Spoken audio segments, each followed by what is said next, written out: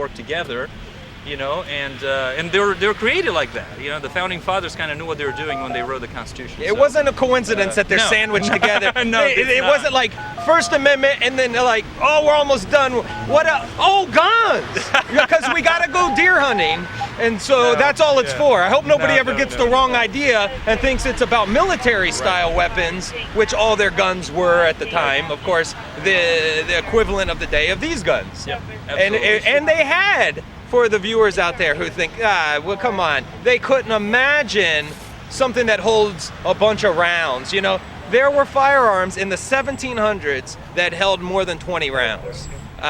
This is just the reality. Lewis and Clark then in the 1800s had ones that held over 20 rounds. It was in fact, you know, they would go around and they would show off their shooting skills, and people they would encounter would say, what is that? You know, what planet did they get that from? Right. So lever action. this is not this is not something brand new. The Second Amendment was not about duck hunting. It was not about hunting. It was about protecting yourself from people who would try to arrest a child for filming. Yeah, and the truth is that governments and tyrannical governments never liked firearms. They never liked weapons. They like weapons for themselves. They never liked the people to own and possess and use firearms, because tyranny and self-defense, they kind of are, you know, opposite of each other. So we're glad to be here. So you have something to say. I like what you said about the First and Second Amendment being together, and I think there's a reason the first is the first and the second is the second. I did. Yeah, we're just talking. First Amendment is there for us to redress, you know, to petition the government for redress of grievances. We petition by, you know, holding our signs, by protesting, by talking. We try to work things out by talking. Failing that, If they don't let you talk, if they arrest you for talking, they arrest you for filming, then you go on to the next amendment. exactly. And I think the founders were very wise by doing it that way, by saying, hey, let's talk about it first, but if communications break down and it turns violent, we need to be ready to throw off this oppressive government. So I think that's a very important point to make. I would like to add one more thing, and that is, I called the Beavercreek Police Department to report the crime that the multiple crimes that the officers committed that day. Immediately afterwards, I was told no one is here. I said, nobody's there? There's not one law enforcement officer in the entire place. They said, no, they're all at the mall. I said, jokingly, a great time to rob a bank, huh? And she kind of nervously laughed. But the point is, they had all their forces, all their resources at that mall for a peaceful protest. Aren't they supposed to be protecting us?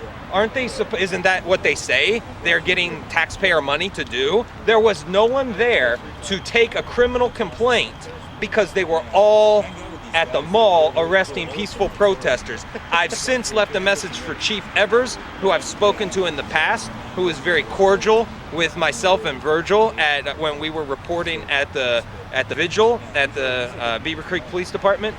I've left a message for him every day telling him about the crimes that were committed and that I want to sit down with him. He has refused to return my calls. Today I left a message for the city manager saying that the mayor, myself, Virgil, and him, the city manager, and the chief, that we should all get together and discuss this, because they keep escalating things at every turn. They're violating the law. And the next call is really to the Attorney General and to the FBI. And as a father whose son was violently attacked by these police officers, I am able to report this to the FBI and initiate a criminal investigation on the federal level into what the Beavercreek police have been doing. I appreciate it so much. I really do. Thank you. Protect us from these phones. Let's go!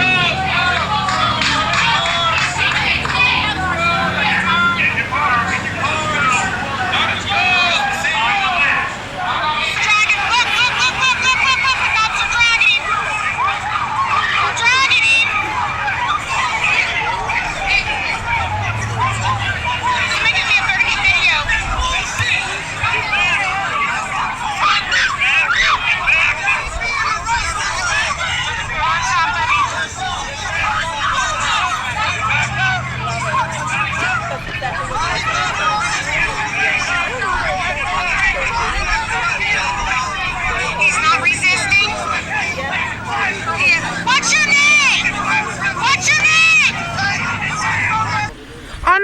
the police because they came in like a bunch of woolies. They didn't do very good crowd control.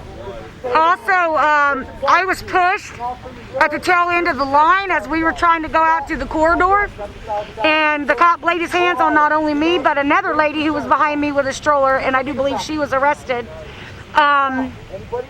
It's just ridiculous. They have no right. I'm angry at the police because they came in like a bunch of woolies. They didn't do very good crowd control. Also, I was pushed at the tail end of the line as we were trying to go out to the corridor, and the cop laid his hands on not only me, but another lady who was behind me with a stroller, and I do believe she was arrested.